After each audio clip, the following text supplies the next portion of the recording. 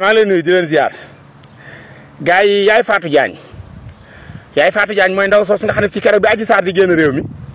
moo ko gàddu woon yóbbu génn réew mi mooy ki ma tuddee si ngom daaj ji nga am rek ku sex bay yàq sàq mi jox sa morom mu sex femme boobu noonu dañ ko épinglé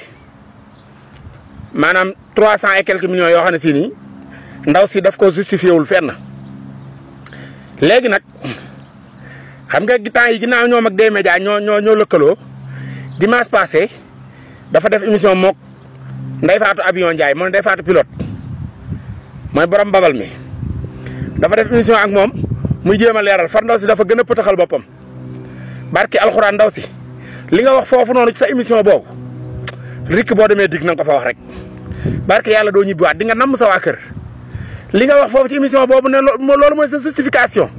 boo demee dig wax fa loolu sa waa kër nañ la nam ta diggaleen nam maa la wax loolu bay boo nga seet beneen fen wu gën a jóg nga teg ko ci taabal ci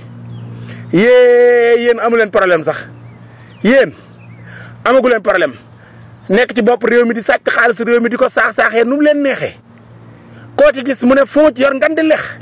naan dereti nit ñi naan dereti askan wi naan dereti askan wi ba seen lex yi fees dell ngeen yaakaar ne yéen a ci ne danañ leen nag benn par benn danañ leen bës ngeen génnewaat li ngeen wan noonu di ngeen ko goqiwaat ci nii wala ci nee yaay Fatou dimbali ma rek ngir yàlla boo demee dikk li nga wax ci émission boobu boo demee na nga wax loolu bilaay sa waa kër nañ la nam ma kon